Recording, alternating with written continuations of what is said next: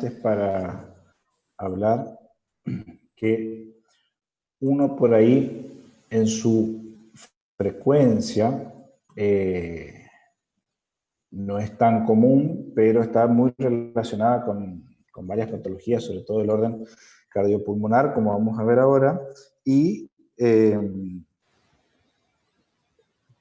la otra, obviamente, una patología extremadamente importante, que es tromboembolismo pulmonar. ¿Vamos? Hipertensión pulmonar vamos a hablar primero, y tromboembolismo pulmonar vamos a tocar después. ¿Estamos? Dos temas que son muy importantes. Uno, por la frecuencia, ¿estamos? El tromboembolismo pulmonar es la tercera causa de muerte por urgencias cardiovasculares, y la hipertensión pulmonar por la gravedad que conlleva a aquellos pacientes que tengan cualquier tipo de patología asociado a una hipertensión pulmonar. Vamos a ver la estadística, lo que dicen, y realmente los últimos estudios de la Sociedad Europea de Cardiología sobre los valores o las hipertensiones pulmonares severas hablan de una evolución y un pronóstico verdaderamente malo, chicos.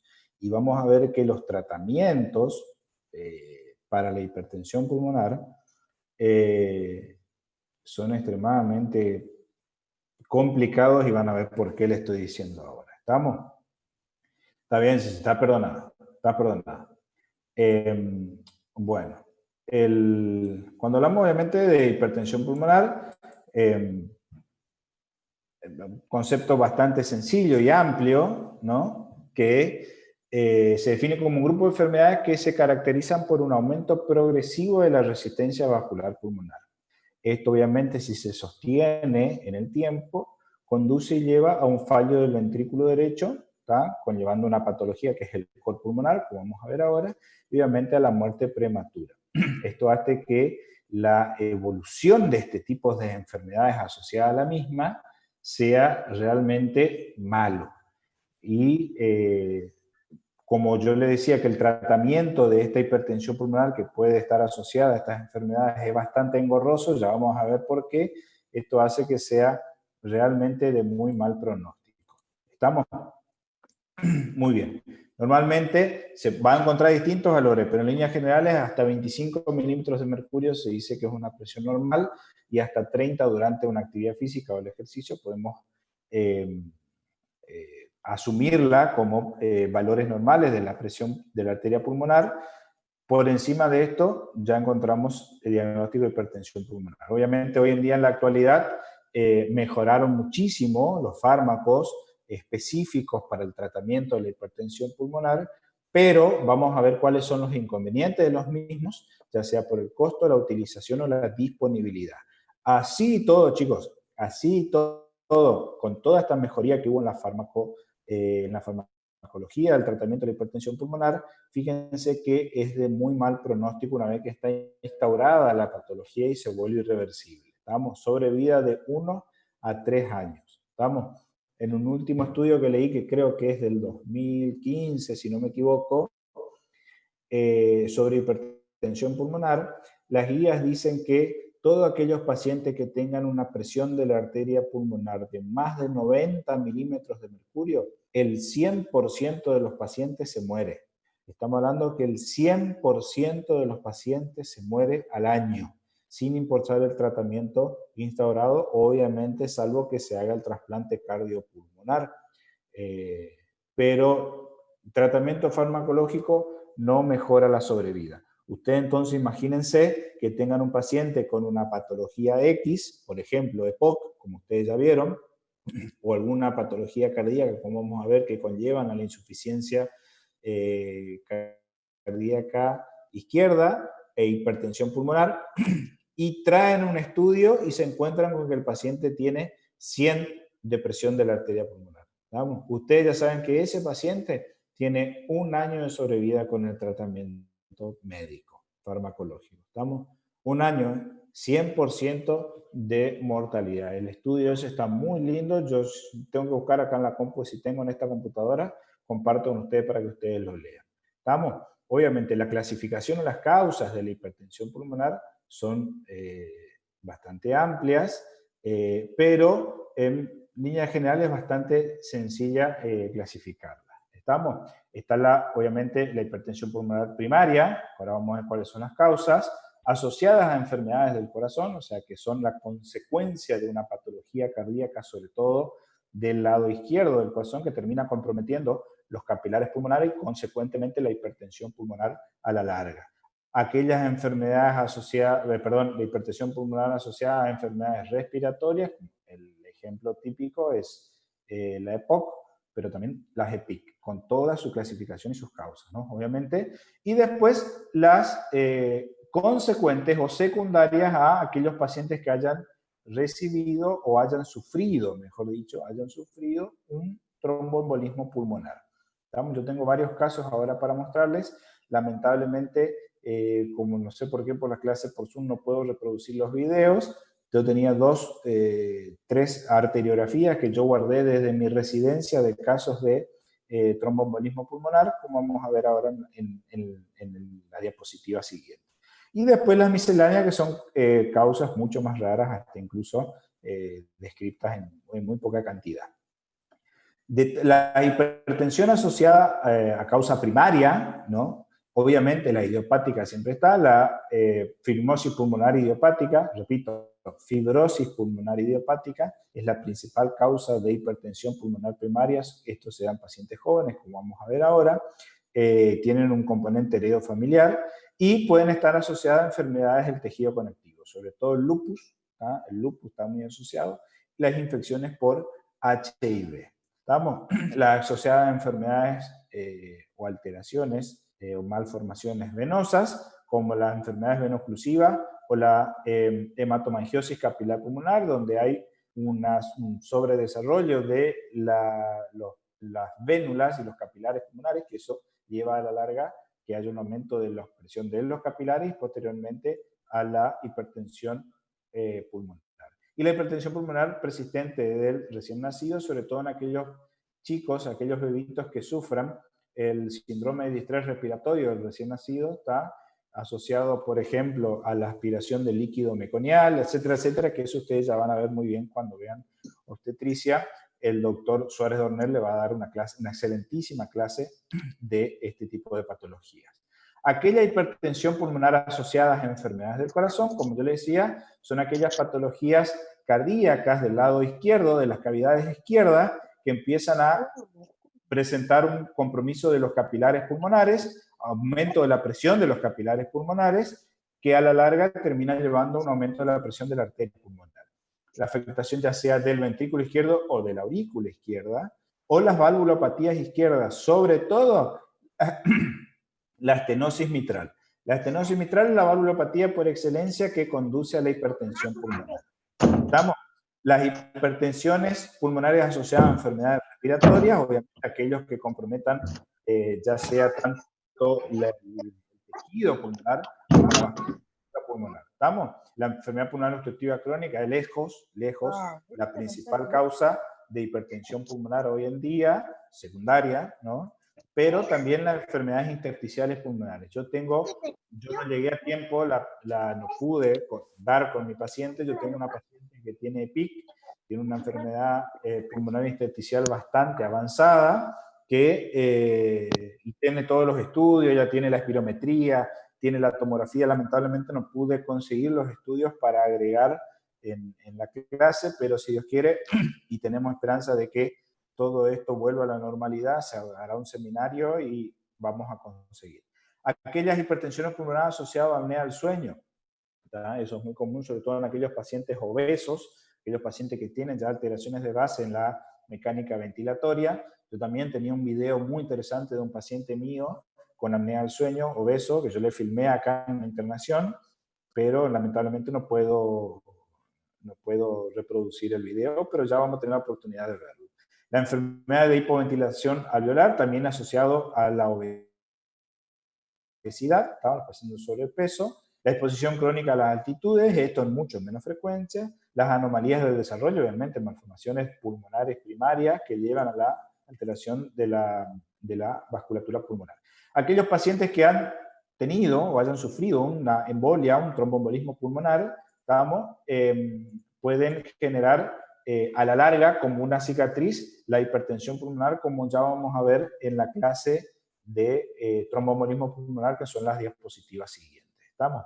Y las misceláneas, mucho menos frecuentes, chicos, son la sarcoidosis, la histocitosis X, todas aquellas enfermedades de depósito. ¿Estamos? Son muy raras. Las más frecuentes, si yo tuviera que poner acá, son la hipertensión pulmonar asociada a enfermedades respiratorias, sobre todo el EPOC, la hipertensión pulmonar asociada a valvulopatías izquierdas, sobre todo la estenosis de la válvula mitral, y la fibrosis pulmonar idiopática en aquellos pacientes jóvenes con antecedentes heredofamiliares de alteraciones de la arteria pulmonar. Fisiopatológicamente, la arteria pulmonar es un vaso que está constantemente sufriendo estímulos, ya sea de vasodilatación o vasoconstricción, porque depende, por un lado, de las presiones que hay dentro del pulmón y por otro lado depende de las presiones que haya dentro del ventrículo derecho. Como ella está bien en el medio, tiene que haber un equilibrio adecuado entre las presiones anteriores y posteriores para ella mantener las cifras normales de la presión sistólica de la arteria pulmonar. Obviamente, eso está dado por un lado, por factores estimulantes, como los factores proliferativos constrictores, el tromboxano A, los factores de agregación plaquetaria, las endotelinas 1, el factor de crecimiento, y se está estudiando que el estrógeno, puede llegar a ser un factor estimulante a la vasoconstricción de la arteria pulmonar. En contraconsecuencia, están los factores vasodilatadores o antiproliferativos, las prostaglandinas, el óxido nítrico y los inhibidores de los factores de crecimiento.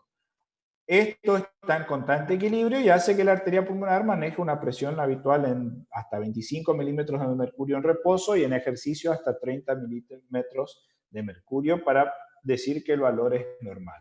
Obviamente, cuando hay asociado, como yo les dije hoy, predisposición genética, fíjense que se encontraron estos genes asociados a antecedentes heredofamiliares de hipertensión pulmonar, esto es más frecuente en mujeres, por eso se dice que el estrógeno puede ser un factor de riesgo, que estos son predisposición genética, a factores de riesgo como aquellos anorexígenos, la infección por HIV está adquiriendo cada vez más importancia, el aumento del flujo en la arteria pulmonar en aquellos pacientes con hiperdinamia cardíaca, ya vamos a ver cuáles son, asociado a hipertensión portal, sobre todo en aquellos pacientes con disfunción o insuficiencia hepática, como la cirrosis, ya vamos a ver en la era de digestivo el síndrome hepatopulmonar, muy importante, y hepatorenal, o la enfermedad del tejido conectivo. Esto lleva a un daño vascular pulmonar con disfunción endotelial, donde se empieza a perder ese equilibrio, como dijimos hoy, de vasodilatadores y vasoconstrictores. Esto favorece a que haya una vasoconstricción sostenida con proliferación de las células de la túnica media, de la capa muscular de la arteria, que esto lleva a la inflamación de dicho proceso, favorece la aparición de trombosis y, sostenida en el tiempo, tenemos la hipertensión pulmonar vascular instaurada. O sea que en este punto ya es irreversible cuando ya hay los cambios morfológicos de la arteria pulmonar. ¿Qué puede presentar el paciente como síntoma una vez instaurada la hipertensión pulmonar? Obviamente disnea, que no se encuentra origen con signos claros de enfermedad cardíaca o pulmonar. Y esto es extremadamente importante al interrogatorio, chicos, porque como yo les dije hoy, las principales causas de hipertensión pulmonar son las enfermedades pulmonares, como el EPOC o el IPIC, y las enfermedades cardíacas. Y nosotros generalmente cuando los pacientes con EPOC vienen con disnea, siempre asumimos que su disnea es por el pulmón.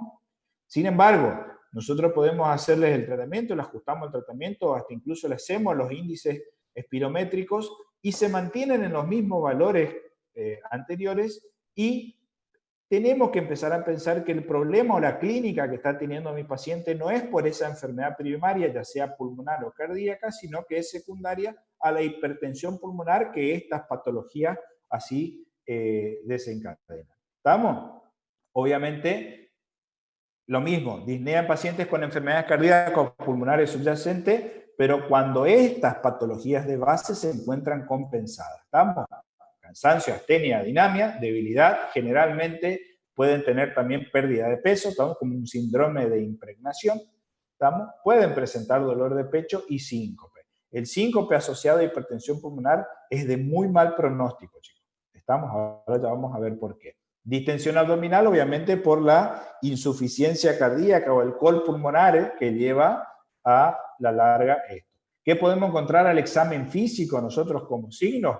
Obviamente el impulso del borde paraestelar o signo de Dressler positivo, latido diagonal positivo, aumento de los componentes pulmonares en el segundo ruido cuando ocultamos en el foco pulmonar, sobre todo, que es en el segundo espacio intercostal, línea paraesternal izquierda, soplo pansistólico de regurgitación tricúspide, obviamente hay dilatación de las cavidades derechas y la válvula se vuelve insuficiente. Este soplo de insuficiencia tricuspidia se oculta sobre todo en el cuarto espacio intercostal, línea paraesternal izquierda. ¿Estamos? Un soplo diastólico de insuficiencia valvular pulmonar. ¿Estamos?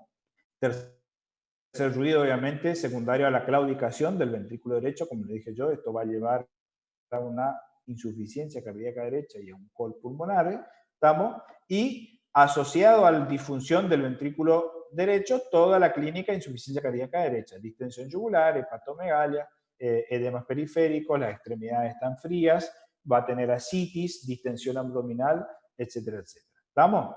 Muy bien. ¿Cómo yo llego al diagnóstico de mi hipertensión pulmonar? Obviamente yo tengo que tener la sospecha y siempre pensar en estos pacientes que tienen, como yo le dije, enfermedad pulmonar crónica o enfermedades cardíacas de las cavidades izquierdas crónicas, en estos pacientes siempre tengo que hacer un seguimiento de los valores de la arteria pulmonar. El método de elección para esto es la medición por ecocardiograma. Es bastante fidedigna y bastante certero el diagnóstico. ¿Estamos? En el electrocardiograma, ¿qué podemos llegar a encontrar que sea sugestivo de que haya ya compromiso del ventrículo izquierdo? Obviamente, más hipertrofia, agrandamiento de las cavidades de la izquierda, fíjense, se va hasta en el 87% de los casos, agrandamiento de la aurícula, derecha, ventrículo derecho y aurícula derecha, y el eje podemos ver una desviación a la izquierda, pero fíjense que no es 100%, no es patognomónico, ¿estamos? Son signos indirectos, ¿estamos? Por eso un electrocardiograma normal no excluye el diagnóstico de hipertensión pulmonar, ¿estamos? Fíjense acá, un signo electrocardiográfico de hipertrofia o agrandamiento ventricular derecho es la onda R de B1 de más de 7 milímetros de alto. ¿Cómo se ve acá? ¿Estamos? Si nosotros miramos en el electrocardiograma, vemos la onda R alta en B1 y además, si nos vamos al eje, fíjense que en D1 y ABF, que son las dos derivaciones que yo siempre le digo que miren para ver el eje, en D1 tengo la onda más negativas, o sea que mi eje se vino para más de 100 grados, o sea que mi eje está desviado a la derecha y ABF positivo. ¿Se entendió esto, chicos, o no? ¿Sí? Porque no, la verdad que yo seguí de largo y no sé si están escuchando. ¿Estamos? Profe, Muy bien. Sí, profe, sí, te acá un escucho. compañero pregunta si el soplo que usted dijo es el soplo de Graham Still No, en esta... no. El soplo de Graham Still se da en los pacientes con... En realidad está descrito en la hipertensión pulmonar, pero secundario a la estenosis de la válvula mitral. ¿Tá? Ahí en ese caso no es porque la válvula o la presión de la arteria, porque la hipertensión pulmonar, sino por un compromiso de presiones hemodinámicas secundaria a la estenosis de la válvula mitral.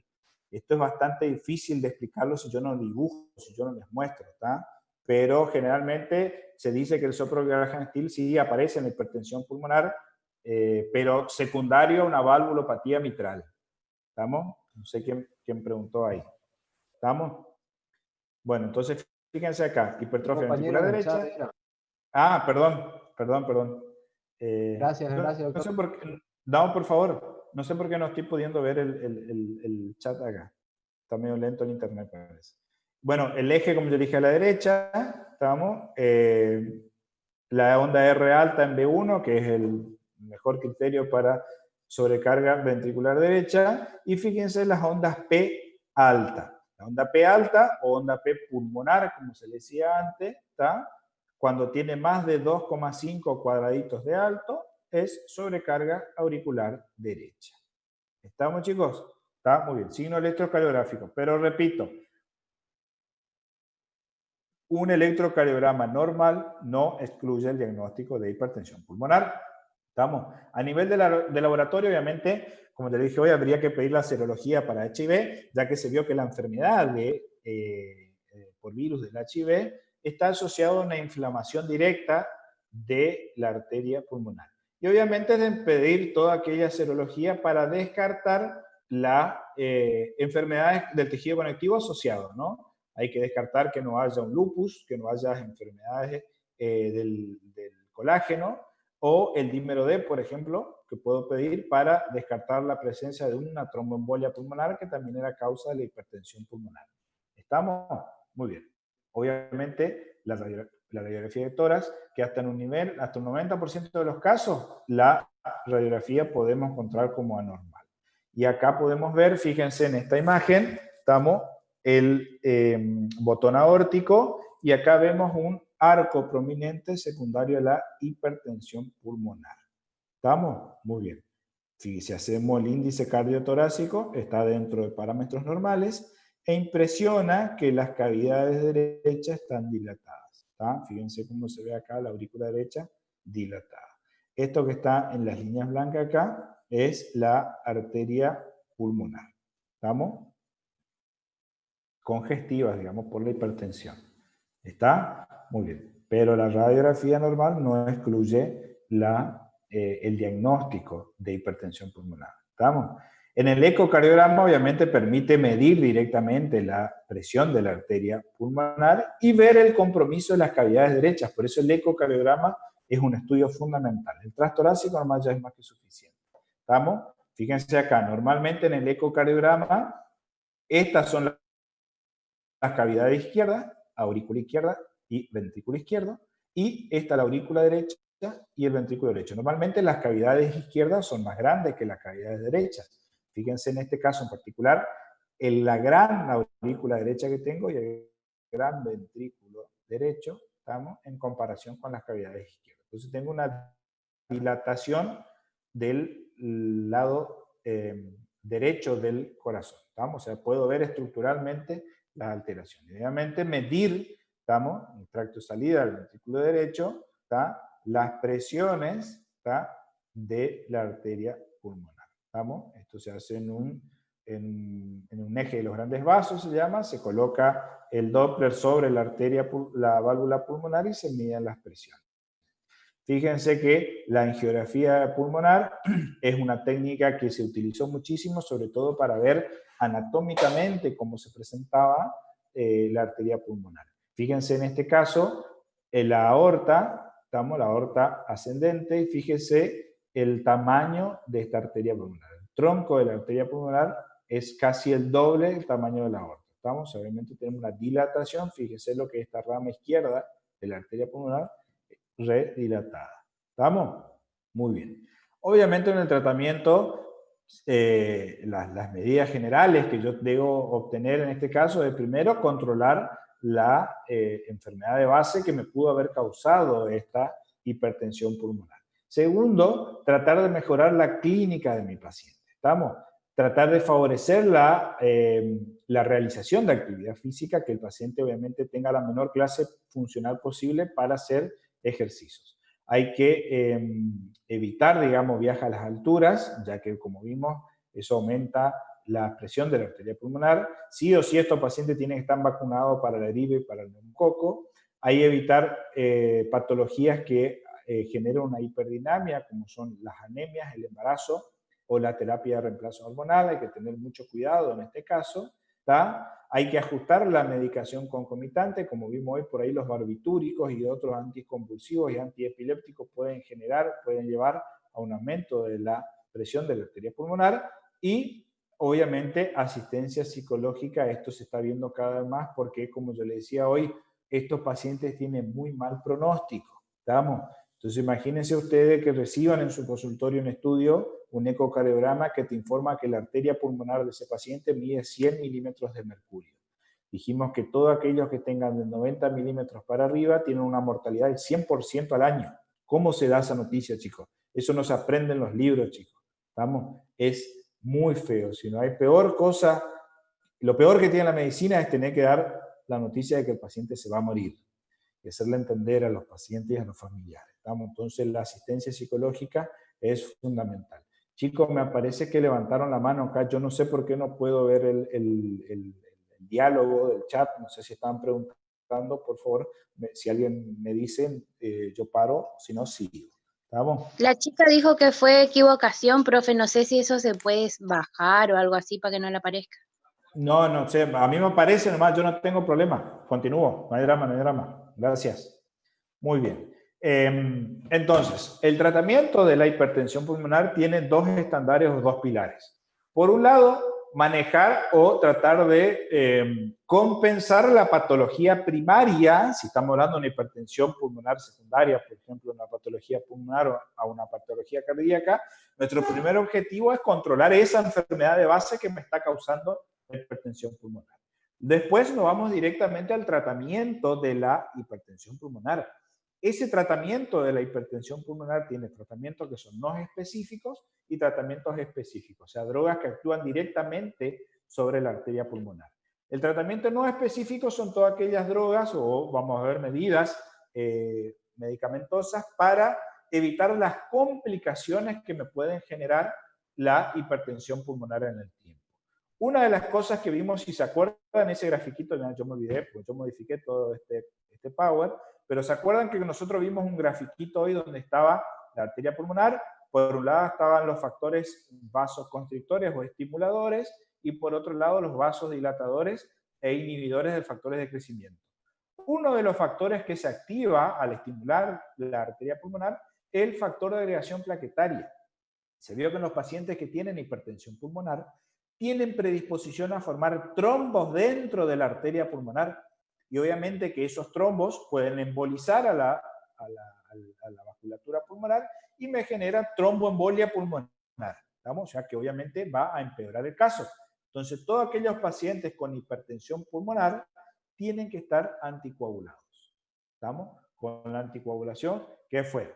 ¿Está? Puede ser con warfarina, puede ser con acenocumarol o con los nuevos anticoagulantes como el dabigatran, rivaroxaban, lo que fuera. ¿Está? Pero estos pacientes se vio que como complicación pueden presentar episodios de tromboembolia pulmonar por émbolos generados dentro de la arteria pulmonar. ¿Estamos? Muy bien. Obviamente hacer el tratamiento para la insuficiencia cardíaca derecha, ¿no? Con diuréticos sobre todo para tratar de disminuir las presiones dentro del ventrículo derecho. Yo hoy demoré en empezar la clase porque me fui a ver a una abuelita ya en un campo, la abuelita EPOC, no hace falta hacer ningún estudio, fumadora de toda la vida, cocina leña toda su vida, y hoy llego, estaba disneica, incurgitación yugular, edemas en miembros inferiores, sibilancia diseminada, con pocos rales crepitantes, y saturaba 85 a la abuela. ¿Estamos? Abuela de antes no quiere internarse, que yo no voy a ir al hospital, si me tengo que morir, no voy a morir acá. Entonces, le instauré, eso fue el viernes, le instauré el tratamiento para la insuficiencia cardíaca derecha y le conseguí unos vasodilatadores, unos broncodilatadores inhalados.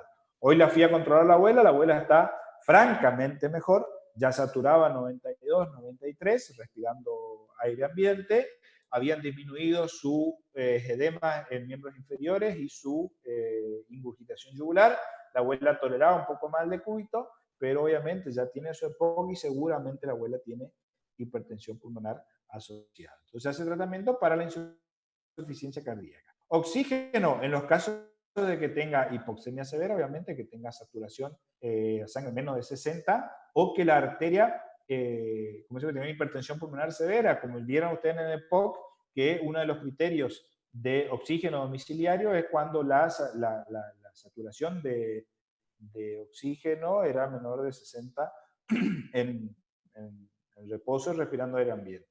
El objetivo es tratar de mantener un APO2, ¿no?, con más de 90 milímetros de mercurio, o una saturación por oxímetro de pulso de más arriba de 90. Obviamente, en el caso de que tenga claudicación del ventrículo derecho, puedo dar un inotrópico que puede ser vía oral, como la digoxina, ¿tá? Entonces vamos a ver ya en insuficiencia cardíaca. La utilización de la digoxina es un inotrópico positivo que mejora la contractilidad ventricular, y en el caso de que se descompense, podemos darle dobutamina por vía endovenosa. Esos son tratamientos inespecíficos, ¿estamos? Anticoagulación y tratamiento para la insuficiencia cardíaca secundaria a la hipertensión pulmonar. Por otro lado, tenemos el tratamiento específico. O sea que estos son fármacos que actúan directamente sobre la arteria pulmonar y que me generan la vasodilatación de la arteria pulmonar. Por un lado son los antagonistas de los canales de calcio. Pero ¿qué inconveniente hay con esto? Hay que hacer una prueba de respuesta al tratamiento.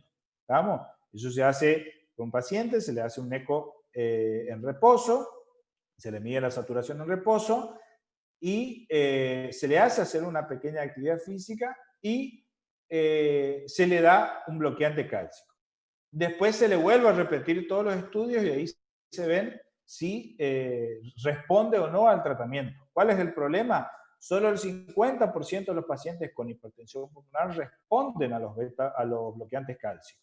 Pero de esos 50% que responden, más del 25% hacen tolerancia enseguida.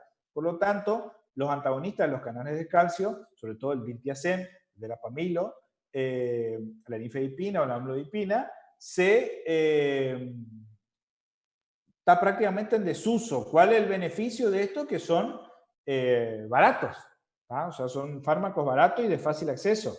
El objetivo de tratamiento con estos fármacos, por ejemplo, yo le doy diltiazem a mi paciente, fíjense que de hasta 240 miligramos por día pueden recibir. El objetivo es que el paciente tenga una disnea o que tenga síntomas recién en clase funcional 1 o 2. ¿Cuál es el problema? Sobre todo con el diltiazem, que estos son inotrópicos negativos. O sea que si mi paciente está en insuficiencia cardíaca derecha, yo no puedo usar los antagonistas cálcicos porque pueden empeorar mi insuficiencia cardíaca derecha. Entonces son fármacos que prácticamente están en desuso hoy en día. Después están los prostanoides, que son aquellos prostaciclina sintética o análogos de la prostaciclina que estimulan directamente a la arteria pulmonar y generan la vasodilatación de la arteria pulmonar. ¿Qué es lo que estas drogas tuvieron un gran revuelo, digamos, en la cardiología? Que fueron los únicos drogas que demostraron disminuir la mortalidad en los estudios en los pacientes que se utilizaron estas drogas. Pero así todo el pronóstico sigue siendo malo. Como vimos hoy, a pesar de un tratamiento intensivo, la sobrevida es de 3 años. ¿Estamos? Pero estas drogas fueron los únicos. ¿Estamos? ¿Qué drogas son estas? Como el epaprostenol. ¿Estamos? ¿Qué inconvenientes tiene esto? Que genera muchos efectos adversos. ¿Cómo se da esta droga? Estamos, vienen en un frasco ampolla, requieren sí o sí de tener un acceso venoso central porque son muy flebotóxicos estas drogas, y se hace un cálculo de 2 a 4 nanogramos por kilogramo por minuto. La dosis máxima que se le da, yo le empiezo a infundir esto hasta que aparezcan efectos adversos en mi paciente. O sea, calor, rubor facial, cefalea, diarrea o dolor en los miembros inferiores o dolor muscular. Cuando llego a esa dosis, yo debo detener el goteo a eso y descender un poquitito para evitar que se aparezcan estos efectos adversos. ¿Estamos? ¿Cuál es el inconveniente? Que sí o sí el paciente tiene que tener un acceso venoso central para recibir. El Hilopros, que es una droga muy práctica porque se puede dar por vía aerosolizada, viene como un puff, ¿estamos? Es más, en nuestro país, acá en Argentina, creo que en Brasil también, es la forma de presentación, y se da de 2,5 a 5 microgramos por inhalación. ¿Estamos? Esto se puede dar hasta 10 veces, o sea, entre 6 y 10 veces por día el paciente se puede hacer distribuido en todo el día. ¿Estamos? Esto se vio que mejora muchísimo la capacidad funcional al ejercicio, el paciente tolera mucho más El ejercicio, y cuando digo ejercicio no me refiero a la actividad física, sino a su día a día, ¿tá? Pues estos pacientes son muy sintomáticos en reposo. ¿Estamos? Y el 3-prostotinil, que es por vía inhalatoria también, intravenoso subcutáneo. En nuestro país se consiguen los parches del 3-prostotinil, y se hacen cálculos de dosis entre 20 y 80 nanogramos por kilogramos. ¿Cuál es el problema de esta medicación, chicos? Son los costos. ¿Tá? Fíjense lo que sale un frasco para una dosis del epoprostenol. ¿Estamos? Más de 45.000 pesos. Estos son precios actualizados. Estos están ahora en cualquier página farmacéutica encontramos. Fíjense lo que está el pafdilopros, chicos. ¿Tá? Una cámara para nebulizaciones del dilopros. Está más de 110.000 pesos. ¿Estamos? Y fíjense lo que está esto. El Tivazo, que es ¿cómo se llama? La marca de Vago, que la presentación que tenemos del 3-prostinil. Fíjense lo que sale, chicos. Es una locura. Estamos hablando de 9 millones de pesos. ¿Cómo paga la gente eso? Es imposible, chicos. Estamos imposible. Anda a pedirle a una obra social que te compre esta droga. Es prácticamente imposible. Son irrisorios estos costos. ¿Estamos? Muy bien. Fíjense, y esto actualizado ahora, el 1 de junio del 2020.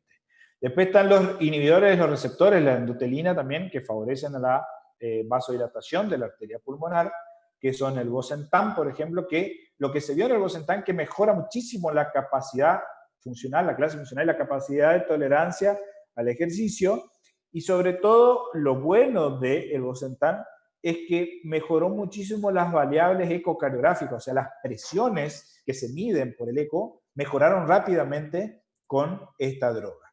Se da por vía oral, ¿estamos? Y se empieza con dosis de 62,5 miligramos 2 veces por día, hasta en el transcurso de un mes llegar a las dosis máximas, que es 125 miligramos 2 veces por día. ¿Cuál es el problema de esta droga? Obviamente son hepatotóxicos y generan anemia, o sea que estos pacientes tienen que tener un seguimiento de laboratorio y de función hepática y de un hemograma. Puede producir disminución de la espermatogenia, pero sinceramente, si tiene una hipertensión pulmonar de 100 y tiene un año para vivir, y la verdad que poco importa, digamos, cómo se muevan tus espermatozoides, ¿no? Y obviamente en la mujer hay que tener cuidado porque tiene efecto teratogénico. ¿Estamos? El ambrisentan, que es otro inhibidor de los receptores de endotelina, que es un poquitito más cómodo que el Bosentan porque tiene mejor tolerancia, ¿estamos? Y se da en una dosis diaria, de 5 o de 10 miligramos, ¿estamos? El problema sigue siendo los costos. Fíjense lo que sale el Bosentan, chicos, y esto creo que no es precio actualizado. Fíjense, esto es del 2018. Yo esto la verdad me olvidé de actualizar los precios, ¿está? Pero fíjense lo que ya estaba, ¿estamos? La tableta de 60 comprimidos estaba más de 100.000 pesos. ¿Estamos? Fíjense el ambrisentan lo que estaba. 100.000 pesos. Esto está mucho más caro ahora. Yo calculo por lo menos el triple a esta. ¿Estamos? Son realmente fármacos extremadamente caros, son importados todos ellos. ¿Estamos? Muy bien. Ahí está, fíjense actualizado. Ahí está, mira, justo esto es el 2019. Vuelvo, esto es el 2018. Fíjense, esto es el 2019, lo que está el ambrisentan, la tableta de 30 comprimidos, está más de 170.000 pesos. ¿Estamos? El Bosentan se fue a más casi 200.000 pesos, ¿tá? Realmente te dan ganas de, ¿no? Un tiro. Porque son una locura estos precios, ¿tá? Yo realmente no tengo experiencia, porque como son fármacos tan caros, sí por ahí hay grandes centros que hacen trabajos y utilizan esto, ¿tá? Pero son muy difíciles de utilizarlo. ¿Estamos, chicos? Después están los inhibidores de la fosfodiesterasa, que en un momento se vio.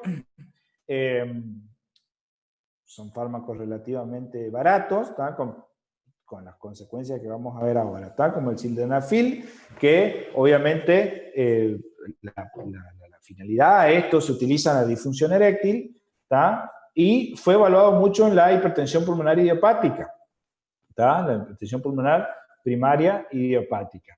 en la hipertensión pulmonar asociada a enfermedad del tejido conectivo, en las cardiopatías congénitas. Fíjense, son todas patologías asociadas, sobre todo a la mujer, ¿no? Ya que en la mujer no genera, por ahí, no sé si es un efecto adverso, ¿tá? Pero no genera por ahí el estímulo eréctil que puede llegar a generar en el hombre.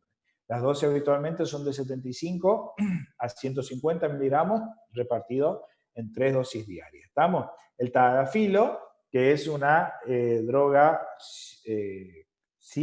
parecida al sildenafil, pero lo que tiene el tadalafilo, que es el efecto de la droga, dura más. ¿Estamos? Dice que algunos dura hasta 36 horas el efecto de la inhibición de la fosfodiesterasa. Eso es una dosis única oral de entre 5 a 40 miligramos por día.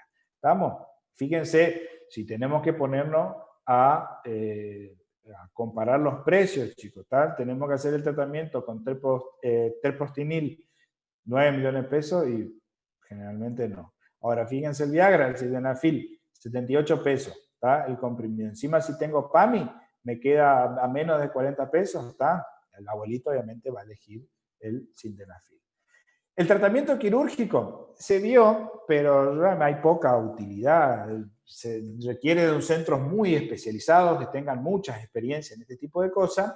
Lo que se hace es, se genera una comunicación interauricular para disminuir las presiones dentro de las cavidades derechas. ¿Estamos? Y tratar de descomprimir las presiones dentro del ventrículo derecho y así tratar de mejorar la función del ventrículo derecho. ¿Estamos? Pero, obviamente, la septostomía auricular tenemos que tener gente muy especializada, no se hace en todos los lugares y yo no tengo experiencia con eso. Hasta ahora no he conocido ningún paciente que se haya hecho esto para tolerar. Generalmente esto sí se utiliza como pretrasplante. ¿Estamos? Se puede utilizar en aquellos pacientes que están a la espera de un trasplante pulmonar o cardiopulmonar, se puede utilizar esto como puente, ¿tá? Para ganar tiempo. ¿Estamos? ¿Cuál es mi objetivo del tratamiento de la hipertensión pulmonar? Obviamente que el paciente tenga la menor cantidad de síntomas, ya sea en las clases funcionales más altas, clase funcional 1 o 2, que no tenga signos de insuficiencia cardíaca derecha, o sea, que mejore el edema en los miembros inferiores, la disnea paroxística nocturna que pueda llegar a tener, la ingurgitación yugular, etcétera, etcétera. ¿Estamos? Que los valores de ProBNP, chicos. Esto es un transmisor neurohormonal que se encuentra, que se libera en los ventrículos cuando aumenta mucho la presión dentro del ventrículo derecho. Entonces, ¿se acuerdan que en fisio, se acuerdan en la fisiopatología o en la fisiología del ciclo cardíaco, cuando aumentaban las presiones dentro de la aurícula, se liberaba el factor natriurétrico auricular, que es un factor que favorece la diuresis para así avisarle al riñón que deje de retener líquido. El BNP, que es un péptido natriurético cerebral, viene de la sigla en inglés, por eso BNP, es un péptido que se libera a nivel del ventrículo. Y el proBNP, que es su forma activa, que es la que se metaboliza y se activa, es un factor de extremada importancia para el pronóstico. Se vio que en los pacientes con insuficiencia cardíaca de cualquier causa, los valores de proBNP son indicativos pronósticos. Valores altos de proBNP en pacientes asintomáticos que en teoría están estables es de mal pronóstico. ¿Estamos? Muy bien. Signos de mal pronóstico: el paciente tenga cor pulmonar, que tenga falla del ventrículo derecho, que la progresión de los síntomas sea rápido, que tenga síncope. ¿Se acuerdan que yo le dije hoy? El paciente cuando presenta síncope es de mal pronóstico en la hipertensión pulmonar, que tengan síntomas en reposo, o sea, en el caso funcional 4. La prueba de la caminata, eso yo le pongo al paciente un saturómetro, le pongo con una cinta para controlar la frecuencia cardíaca y le hago caminar en un circuito medido, ¿estamos? Durante 6 minutos y mido el tiempo y a la distancia que el paciente presenta síntomas. ¿Estamos? Muy bien. Obviamente, como le dije recién, el proBNP muy elevado es de mal pronóstico. ¿Estamos? Derrame pericárdico, el TAPSE. El TAPSE es el movimiento anterior de la válvula tricuspidia, eso se mira por ecocardiograma, ¿tá? Y se mide. ¿Estamos? Fíjense, menor a 20 milímetros, eso es el movimiento de la válvula tricúspide, ¿tá? Eso es un parámetro ecocardiográfico. Obviamente, el aumento dentro de la aurícula derecha mayor a 8 milímetros de mercurio es de mal pronóstico. ¿Estamos, chicos? Muy bien. ¿Cuándo está indicado el trasplante bipulmonar? En aquellos pacientes relativamente jóvenes con ausencia de afectación significativa en otros órganos extratorácicos. ¿Estamos? Que tenga síntomas en clase funcional 3-4 a pesar del tratamiento farmacológico máximo o que la enfermedad fue muy rápidamente progresiva. ¿Cuál es el problema para llegar a esta indicación? Y que para eso primero tengo que tener un tratamiento farmacológico máximo. Y como vimos recién, los costos y los precios de los fármacos son realmente inalcanzables, hasta me atrevería a decir. ¿Estamos? Muy bien. Ahora, trasplante cardiopulmonar cuando tenga disfunción importante del ventrículo izquierdo, por ejemplo, en aquellos pacientes que tenían problemas de las cavidades izquierdas, que esos fueron la consecuencia de la hipertensión pulmonar, ahí tengo indicación de un trasplante cardiopulmonar. El síndrome de Eisenmenger con cardiopatía congénita no reparable, ¿da? Que el síndrome de Eisenmenger es la hipertensión pulmonar secundaria a la comunicación interventricular, por ejemplo. ¿Estamos? O sea, las cardiopatías, las comunicaciones de las cavidades que me lleven a una hipertensión pulmonar, ese es el síndrome de Eisenmenger, ¿está? O el deterioro grave de la función del ventrículo derecho. Esas son indicaciones de trasplante cardiopulmonar. ¿Estamos, chicos? Entonces, ¿qué es lo que tengo que... Jonathan, ¿sí? ¿Me querés preguntar algo? Sí, doctor. Entonces, para la indicación del trasplante bipulmonar, ¿sería solamente después del uso de los derivados de prostacyclina? De cualquiera de ellos, de cualquiera de los fármacos que vimos recién, ¿viste? Pero el tratamiento máximo sería como el padrón oro. Y claro, por eso, cualquiera droga, ¿viste? Acordamos que vimos el Hilopros, el Bosentan, cualquiera de esas drogas a dosis máxima y a pesar de eso, el paciente sigue con síntomas y no mejora sus parámetros, ahí recién estaría indicado el trasplante pulmonar o bipulmonar. ¿Cuál es el problema? Como vimos, los costos. Son muy difícil llegar a un paciente que cumpla con ese tratamiento. ¿Estamos? Generalmente, la principal indicación de trasplante hoy en día son los pacientes jóvenes. ¿Ah? Pacientes jóvenes. ¿Estamos? Muy bien. Muy bien. ¿Está? O sea, esto como... Sí. En el caso de que el paciente pueda adquirir los fármacos, ¿no? ¿Tienen algún orden de administración, alguna combinación o se dan en alguna prioridad unos de otros? No. Lo que vos quieras. Obviamente, ahí dependiendo de cuál es nuestro objetivo en el tratamiento. Fíjense que, como dijimos hoy, el Bosentan, por ejemplo, es un fármaco que mejoró mucho la clase funcional al ejercicio, sobre todo.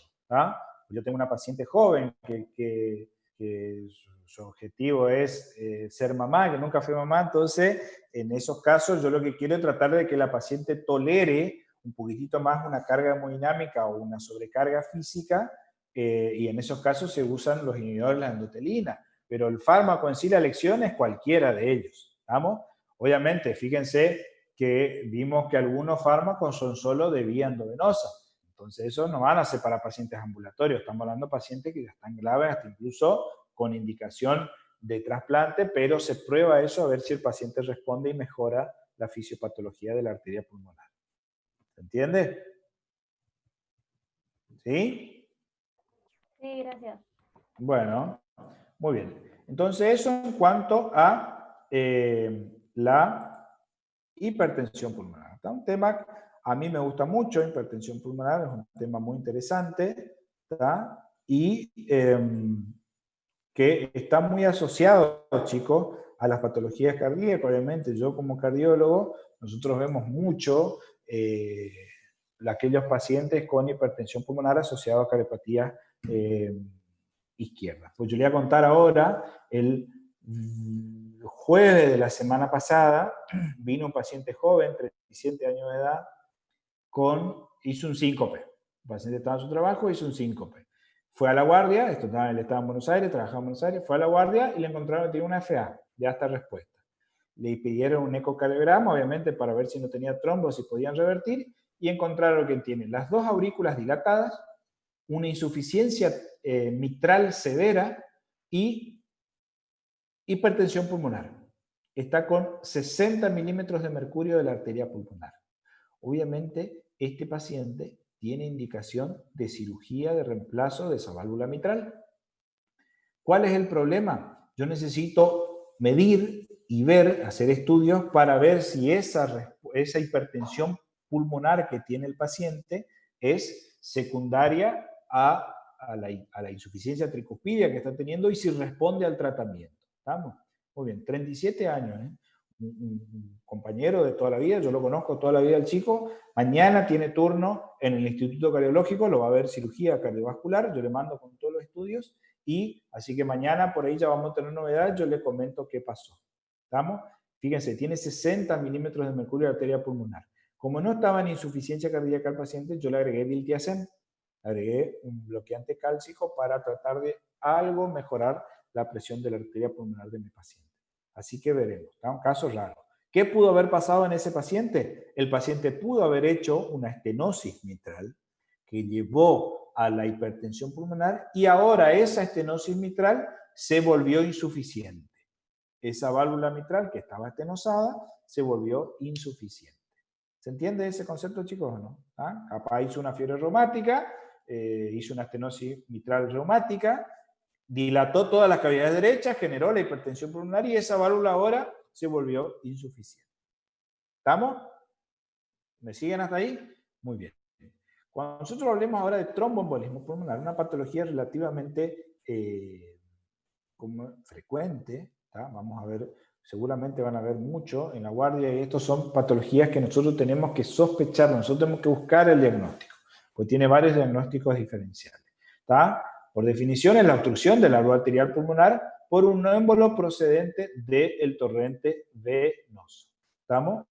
¿Dónde pueden estar estos émbolos, estos trombos que generan esas embolias? En el 95% de los casos está en el sistema profundo de los miembros inferiores. ¿Estamos? Que pueden ser las grandes venas proximales, obviamente la vena, las venas ilíacas, etcétera, o las venas pélvicas distales. Y en el resto, en menos del 5%, puede estar en la vena cava, en las cavidades derechas, como vimos recién, puede estar en la arteria pulmonar, ¿estamos? En las válvulas derechas o en los miembros superiores. Las embolias pulmonares por trombo en miembros superiores son muchísimo más raras. ¿Estamos? Obviamente, y mucho menos frecuente puede haber embolia por aire, esto se da sobre todo en los buzos, ¿tá? Antes era muy común, cuando se daba vieron que los buzos cuando se sumergen en muchas profundidades van subiendo y van despresurizando. ¿Por qué? Porque el oxígeno que respiran ellos es una mezcla de oxígeno con nitrógeno. Y si se sube muy rápido, si hay un cambio brusco de las presiones externas, el nitrógeno se vuelve gaseoso, ¿estamos? Y eso genera embolia de aire. ¿Estamos? La embolia gaseosa, eso generalmente por fracturas de la médula ósea, que eso lleva a que pase a sangre un émbolo graso y eso obviamente se impacta a nivel pulmonar. Esto es muy común en los pacientes politraumatizados, sobre todo en aquellos que sufren aplastamiento de los miembros. Hubo un capítulo de Dr. House, de un paciente que no me acuerdo, había caído creo en una fosa o algo así, y tenía una fractura del dedo gordo del pie y hacía tromboembolia, perdón, hacía embolia grasa por esa fractura, digamos, esas fantasías de la serie de Dr. House, pero ahí se explica bien todo el mecanismo de eso. ¿Estamos? Por cuerpo extraño generalmente puede estar asociado a heridas de arma de fuego, ¿tá? Las heridas por disparos de escopeta que tienen los plomitos, eso puede entrar en un vaso venoso y migrar al pulmonar, y la embolia por líquido amniótico también. Menos frecuente, pero esto van a ver bien el doctor Suárez el año que viene, si Dios quiere, le va a explicar en las clases magistrales que da de obstetricia. ¿Estamos? Fíjense que en líneas generales es la tercera causa de muerte, el TEP. Por eso es lo importante. ¿Estamos? Es la tercera causa de muerte, después del infarto agudo de miocardio y del accidente cerebrovascular. ¿Estamos? Muy bien. La secuela del TEP, fíjense que estos pacientes que sufren TEP y después pudieron haber recibido un tratamiento temprano y evolucionaron en forma favorable, evolucionan en forma crónica a la hipertensión pulmonar, como vimos en la clasificación de hipertensión pulmonar. Uno de los grupos era aquellos pacientes que hayan tenido una tromboembolia pulmonar. Nosotros tenemos la tríada de Virchow, que dice que todas aquellas situaciones en las que favorezca a la éstasis sanguínea, que favorezca la aparición de lesiones endoteliales o estado de hipercoagulabilidad, ¿estamos? Esto lleva o favorece, sumado a distintos factores de riesgo, como puede ser el tabaquismo, el sedentarismo, etcétera, etcétera, a la formación, digamos, de tromboembolia por aparición de formaciones de trombo dentro de del árbol venoso. ¿Estamos? Fíjense, esto es importante. Para nosotros tener la sospecha de tromboembolismo pulmonar, hay ciertos parámetros o ciertos índices que nosotros tenemos que preguntar y buscar en el paciente que me van a dar qué tanta probabilidad clínica el paciente tiene de tener o no un tromboembolismo pulmonar. Por ejemplo, si el paciente tiene trombosis venosa profunda, ¿tá? O tiene antecedentes de tromboembolismo previo, ¿estamos? Que venga con una clínica que ahora vamos a ver, ¿estamos? Son factores de altísimo riesgo para que lo sea, ¿estamos? Que tenga una fractura de cadera o de pierna, como dijimos recién, que puede ser la presencia de una embolia grasa, o la postración que genera este tipo de fractura, ¿estamos? También favorece la aparición de trombosis venosa profunda y posteriormente la embolia pulmonar. Prótesis a nivel de cadera o de rodilla, cirugías mayores generalmente en los últimos 3 meses. Cuando yo digo que son cirugías mayores, aquellas cirugías que requieren más de 3 horas de anestesia y del procedimiento. ¿Estamos?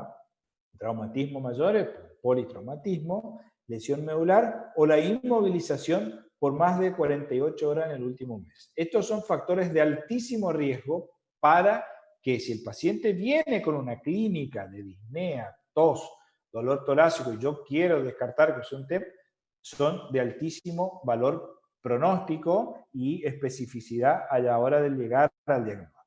De moderado riesgo son aquellas, fíjense, que haya tenido una vía venosa central el paciente, ¿estamos? Esto muchas veces pasa que el paciente puede entrar aire y hacer una embolia gaseosa, o se forman trombos en la punta de los catéteres y eso me genera la embolia pulmonar.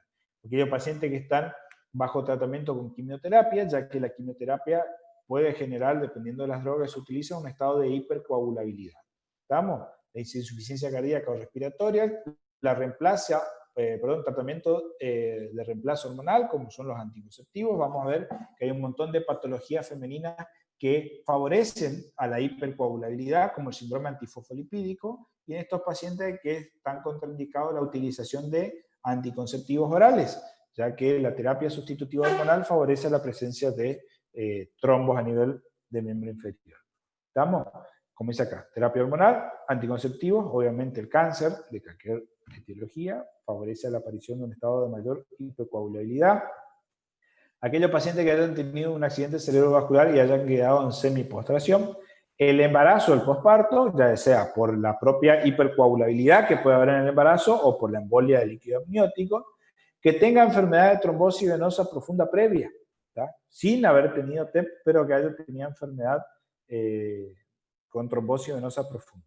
Y aquellas alteraciones de la coagulación, ¿estamos? Como el déficit de antitrombina 3, el déficit de proteína C y proteína S. Yo una vez tuve en la residencia un paciente joven de 23 años de edad que hizo un tromboembolismo pulmonar chiquitito, pero TEP al fin, vino con disnea, dolor torácico, tos, hemoptisis, y se encontró que tenía una trombosis de la vena braquial. En el estudio de laboratorio para ver los estados de hematología, lo estudió para ver si tenía alguna patología que favorecía el estado de coagulación, y encontraron que tenía un déficit de proteína S, ¿tá? Patología rara. Obviamente, como yo les decía hoy, el síndrome antifosfolipídico o la presencia de anticoagulantes lúpicos, sobre todo esto en las mujeres. ¿Estamos? y de bajo riesgo, que el reposo sea en cama, pero cuando yo digo reposo no es postración, o sea que el paciente está mucho tiempo acostado, pero se puede sentar en la cama, se va al baño y vuelve, ¿está? Inmovilización por largos periodos de tiempo, sobre todo en los pacientes que viajan por largos periodos de tiempo, ya sea en avión, en colectivo, la edad avanzada, la cirugía laparoscópica, la obesidad, obviamente que tenga un terreno varicoso en el miembro inferior, y el cigarrillo, ¿estamos? Pero estos son factores débiles para la aparición. Entonces, esto todo yo tengo que interrogar en mi paciente para tratar de llegar a la sospecha diagnóstica, o por lo menos ayudar a juntar criterios para la sospecha diagnóstica. Fíjense en este caso, acá tenemos un émbolo que viene desde la vena cava inferior, entra en el ventrículo en las cavidades derechas y termina impactando a nivel pulmonar, lo que me genera el tromboembolismo pulmonar con la necrosis pulmonar subyacente. ¿Estamos? Fíjense, la sospecha clínica tiene una sensibilidad del 85%, chicos. Por eso yo digo que un correcto interrogatorio y pensar siempre como un diagnóstico diferencial de los dolores torácicos y las disneas súbitas es importante. ¿Estamos? Muy bien. Como vamos a ver, fíjense, ¿qué síntomas puede tener el paciente y en qué frecuencia? Esto es lo importante, creo yo que sería uno de los datos más importantes. Que tiene una disnea en reposo o en el ejercicio, pero que es de aparición súbita, chicos. ¿Estamos? Taquipnea, taquicardia. Fíjense, en el 100% de los casos encontramos taquicardia en estos pacientes. Estamos hablando de frecuencias cardíacas mayores a 100 latidos por minuto. ¿Estamos? Otro hallazgo muy frecuente, fíjense hasta casi el 50% de los casos, es dolor pleurítico. ¿Cuál es el dolor pleurítico? Es el dolor en puntada de costado. El paciente tose y siente el pinchazo. El paciente respira hondo y siente el pinchazo. Ya vimos dolor pleurítico, ustedes vieron cuando vimos neumonía. Ahora yo le voy a mostrar, le voy a mandar al grupo un caso de un paciente que vino al hospital, estaba tratándose con otro médico, yo lo vi internado nomás acá, consultó por un derrame pleural izquierdo. Y dolor pleurítico. Acá un colega lo asumió como una probable neumonía. Y tenía hemoptisis, esputo hemoptoico.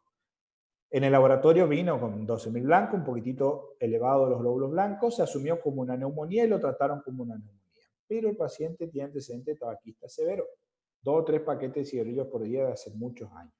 A mí no me convenció de que eso sea una neumonía porque el paciente nunca hizo fiebre, nunca tuvo signos de una posible infección y le solicité una tomografía. En la tomografía se encontró un pequeño nódulo dentro del derrame pleural y tiene todo el aspecto de que es un tumor, o sea, un cáncer pulmonar. Por ejemplo, por lo menos imagenológicamente da todo el aspecto de que es un cáncer de pulmón. Paciente joven, 53 años. Ahora yo le mando en el grupo las imágenes y la tomografía para que ustedes vean. Obviamente ya se lo derivó con neumonología para que la doctora siga evaluando al paciente. ¿Estamos? Estos son importantes, como yo decía, los diagnósticos diferenciales del dolor torácico, ¿tá? Porque como yo decía, el dolor torácico es una consulta muy frecuente en la guardia. Fíjense, el dolor del tromboembolismo pulmonar generalmente es costal, como dije, en puntada de costado, puede ser los dos costados, o en el centro del tórax, ¿estamos? Es pleurítico y punzante. Siente que el paciente se refiere como un pinchazo, sobre todo que se exacerba con la tos o con la respiración profunda, ¿estamos? Puede estar asociado con hemoptisis, disnea, obviamente, y taquipnea, tos e hiperventilación, ¿estamos? Y, ¿qué puedo llegar a encontrar? Obviamente otros hallazgos ya vamos a ver más adelante, que pueden ser electrocardiográficos o de imagen, ya vamos a describir ahora acá. Pero clínicamente, el dolor es pleurítico, en puntada de costado, que empeora con la tos y la respiración. Fundamental, chicos, porque si viene un paciente con dolor, perdón, no me sale, dolor precordial, y voy a decir al paciente cuando tose o cuando respira profundo le duele, y eso cardíaco no es. Podemos orientar más a que sea un tromboembolismo pulmonar. ¿Estamos? Muy bien. ¿Cómo llegamos al diagnóstico? Tenemos que aplicar los criterios de Wells. Los criterios de Wells son fantásticos porque esto simple interrogatorios y evaluaciones en mi paciente, puedo tener altísima sospecha clínica de que así lo sea sin hacer ningún estudio de imagen. ¿Estamos? Fíjense, lo que hago es, tengo que hacer y buscar estos pequeños ítems acá y ponerle un puntaje a cada uno de ellos. Lo que me dan un punto son que el paciente esté cursando una enfermedad neoplásica en ese momento o que haya presentado cuadro de hemoptisis, un punto. ¿Estamos? Que haya recibido una cirugía reciente, que tenga antecedente de tromboembolia pulmonar o que esté taquicárdico. Eso se le da 1,5. ¿Está? Ahora, si tiene signo franco de trombosis venosa profunda, que tenga un edema en un miembro inferior, que esté frío, esté pálido, esté cianótico, ¿estamos? Edema unilateral, o sea, signo de trombosis venosa profunda, doloroso a la compresión de la pantorrilla, 3 puntos. Y que no haya otro diagnóstico claro que no sea tromboembolismo pulmonar, eso también se le pone 3 puntos. ¿Estamos? Y fíjense acá, cuando tengo más de 6 puntos, ¿está? Es altísima probabilidad preprueba. ¿Qué significa eso? Que antes que yo le haga cualquier estudio de imagen para confirmar, ya tiene altísima probabilidad. Entonces, fíjense ustedes acá, chicos, que venga un paciente con cáncer. Obviamente va a venir taquicárdico y con hemoptisis, ahí ya tiene 4,5. ¿Estamos? Y sobre todo si encuentro trombosis venosa profunda o no encuentro otro signo de que sea otra cosa que justifique la clínica que está teniendo el paciente, ya tengo 7 puntos, altísima probabilidad de que sea un TEP. ¿Estamos? Muy bien. A ver, ahí me apareció el chat, chicos, permítanme, voy a ver. ¿Estamos?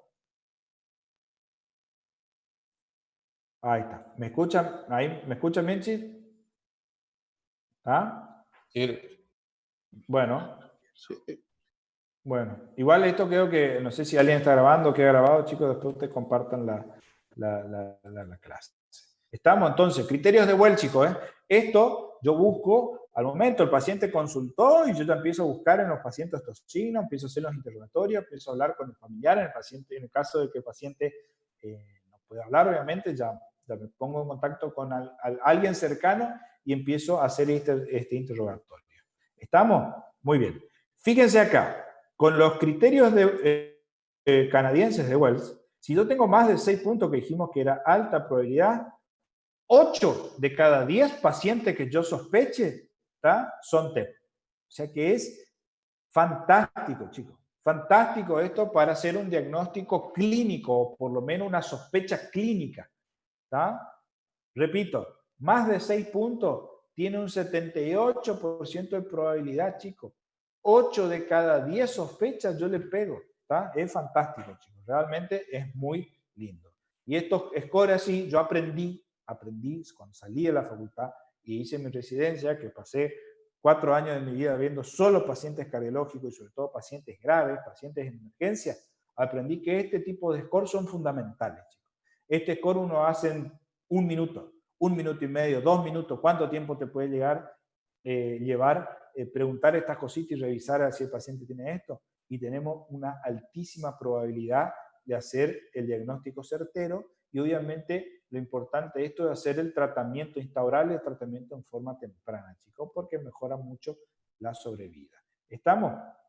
Acá yo hice un gran algoritmo, por ahí no nos vamos a detener tanto en esto, ¿tá? Que lo peor de todo es que yo soy extremadamente TOC, yo soy enfermo del orden en mi diapositiva y hace 4 años que yo hice y me quedó este cuadradito acá y veo esto y me da urticaria.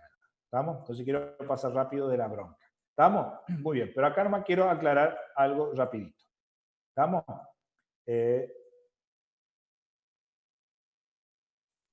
Acá. Esto rapidito nomás quiero ver. Entonces, si viene un paciente con, ponele, disnea, inicio súbito, dolor pleurítico, tos o hemoptisis, taquicardia, lo que fuera, ¿está? Aplico los criterios de Wells. ¿Estamos?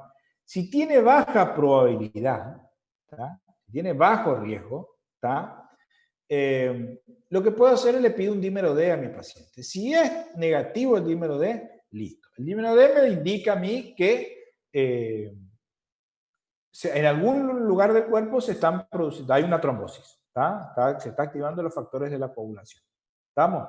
¿Qué tiene de bueno el dímero D? Que tiene alto predictor negativo. ¿Qué significa eso? Que si me da positivo, no significa que haya. ¿Está? Ahora, si me da negativo, no hay.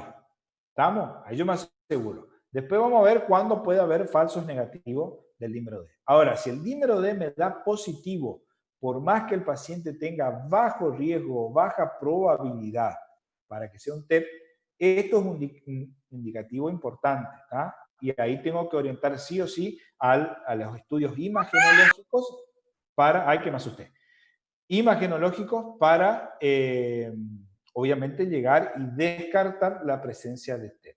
¿Estamos? Esto después ustedes, yo les dejo, después paso el Paul, va a miren bien el algoritmo, es bastante sencillo, pero para ver, ¿estamos? Estos son importantes porque podemos llegar rápido al diagnóstico, por lo menos a la sospecha. ¿Estamos, chicos? Muy bien. Fíjense acá. Después se intentó hacer un score un poquitito más completo para, obviamente, tener una correcto diagnóstico y una sospecha preexamen más prematuro. ¿Y esto por qué, chicos? Porque, por ejemplo, yo en la localidad donde estoy acá no tengo tomografía, ¿tá? No tengo estudio, además, no tengo radiografía en este momento, chicos. Entonces, yo para confirmarme el diagnóstico de TEP, yo necesito de las imágenes.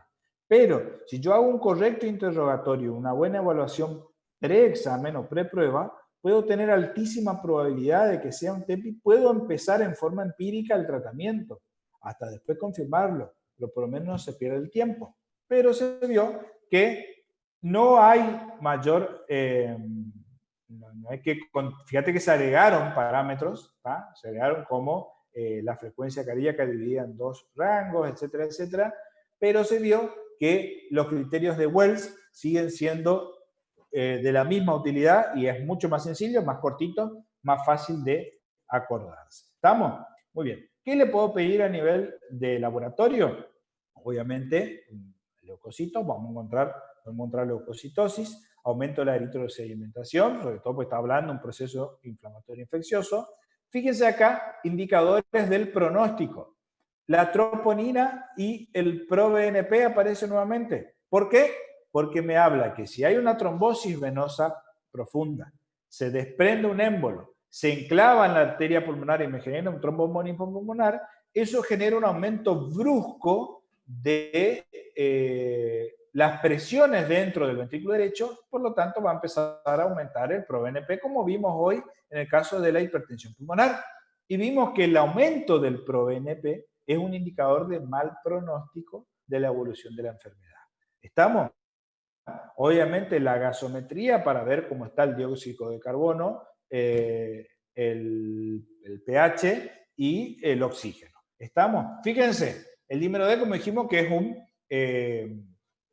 proceso de un producto de la degradación de la fibrina y que tiene alto valor predictivo negativo. ¿Tá? O sea que si es negativo, no hay. Ahora, si es positivo, puede o no ser. ¿Estamos? El valor normal, o sea, el valor normal es menos de 500 nanogramos por mililitro. Cuando yo digo que es positivo, cuando tiene más de 500 nanogramos por mililitro. ¿Cuándo puede dar falso negativo? Y esto es importantísimo evaluar porque podemos hacer un diagnóstico erróneo. Cuando el paciente viene anticoagulado, sobre todo con warfarina, cuando los síntomas por ahí tienen más de 3 días de evolución, ¿estamos? Cuando los trombos son muy chiquititos, cuando el infarto sea muy chiquitito, muy periférico, ¿estamos? O con la trombosis venosa sea muy periférica y muy chiquitita. En esos casos, el dímero 2 puede dar negativo. ¿Estamos? El patrón de McGinn-White, que es el patrón electrocardiográfico típico, es S profunda en D1, ¿está? Presencia de onda Q y onda T invertida en D3. ¿Estamos? Entonces, S1, Q3, T3. ¿Está? Ese es el parámetro. ¿Qué tiene de bueno este parámetro? Que es, ahí está, fíjense acá, S1, Q3, T3. ¿Estamos?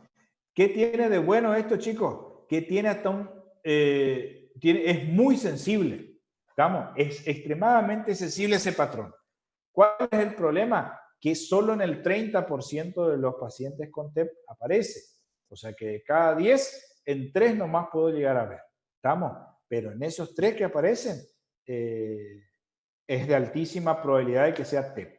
¿Por qué esto es importante? Porque generalmente, como hay una obstrucción brusca de la arteria pulmonar, por lo tanto, esto se manifiesta con un aumento brusco de la presión dentro del ventrículo derecho, muchas veces el paciente puede venir con dolor precordial y supradesnivel del segmento ST en la cara inferior, en de 2 de 3 ABF, ¿estamos? Pero suele tener de entrada este parámetro. Una vez tuve la suerte con el doctor Coleman, un excelentísimo cardiólogo, fue mi jefe de residente, que incluso hoy está en el Hospital Perrando luchando. El doctor Coleman una vez vino una paciente, dolor precordial intenso, súbito, y en el electrocardiograma la guardia constatan un supradesnivel en la cara inferior y se asumen en la guardia como un síndrome coronario con elevación del segmento ST.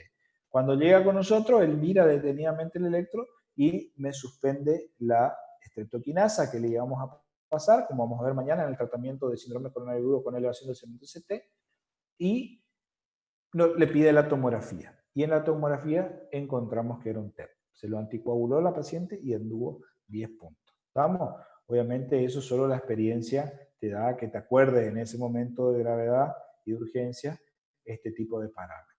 ¿Estamos?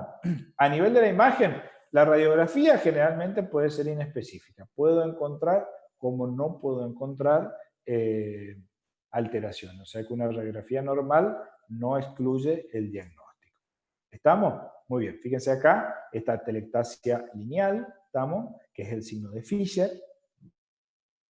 ¿Está? Fíjense acá el signo de Palla, que podemos ver un, ¿cómo se llama?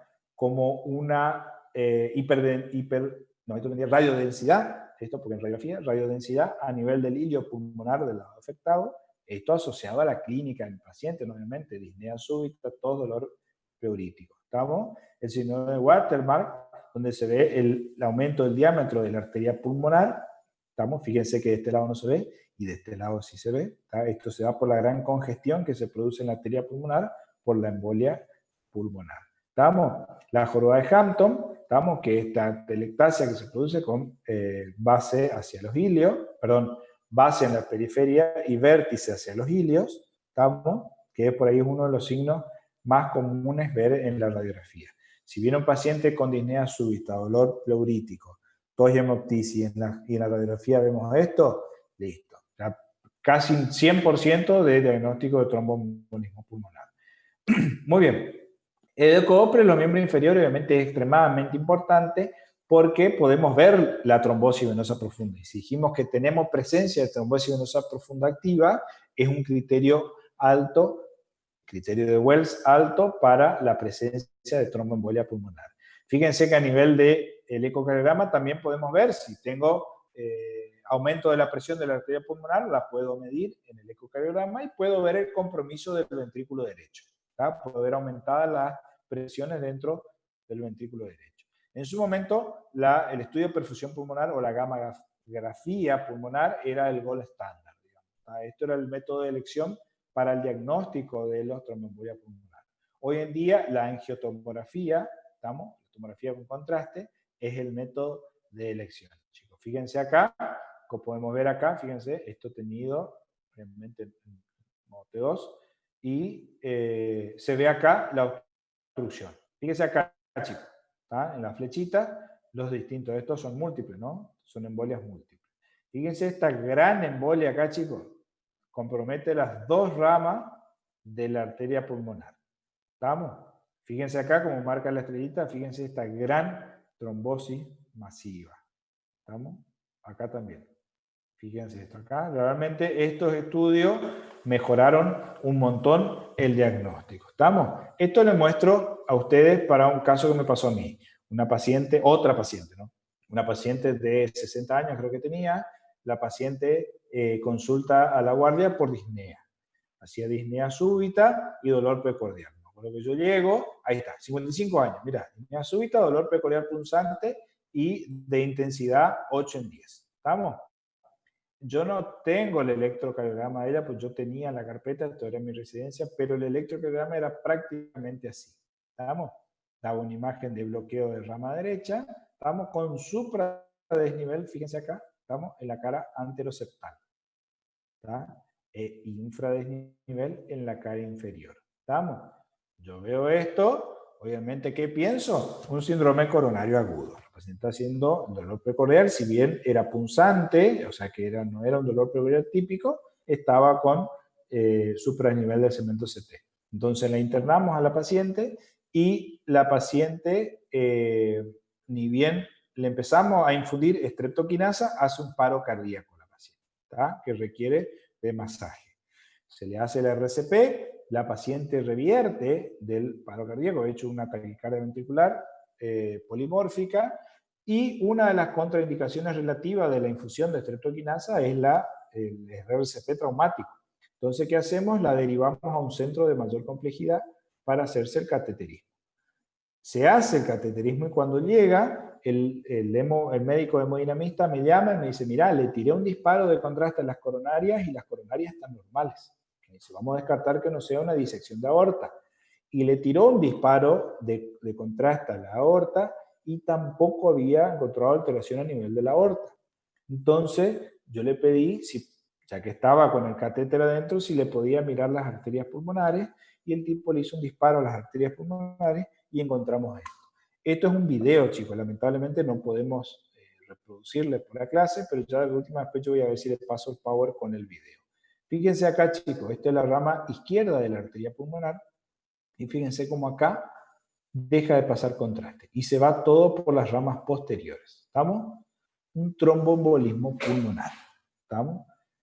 Fíjense acá, esto es el catéter, ¿no? Donde infunde, por el cual se pone el contraste, y fíjense, una vez que tiran el contraste, fíjense, Tito, esta es la arteria, la rama derecha de la arteria pulmonar. Está totalmente velada la arteria pulmonar, ¿está? Hizo un tromboembolismo pulmonar masivo, esta porción. Esto es gravísimo. Esto hay dos opciones. O se hace la endacterectomía y se extrae por el cateterismo, cosa que no pudieron hacer en este momento. Entonces hay que hacer fibrinolítico. Fíjense acá cómo está prácticamente amputada la arteria pulmonar, ¿estamos? Que yo calculo que con la poca streptoquinasa que le logramos pasar, y ya esto que se ve acá detenido en las ramas posteriores del pulmón, habrá sido probablemente por esa streptoquinasa que habrá pasado 5 o 10 minutos hasta antes que la paciente haga el paro cardíaco. ¿Estamos? Muy bien. Fíjense otro paciente, este es un caso reciente, esto me pasó hace menos de un mes, un paciente que consulta, un paciente vegetariano, extremadamente estricto con su comida, deportista, el paciente corría 1 hora y media, 2 horas todos los días y empezó a presentar disnea en clase funcional 1, clase funcional 1 o 2, ¿tá? Hasta que un día tuvo un cuadro de hemoptisis. Vino a la consulta con palpitaciones y hemoptisis.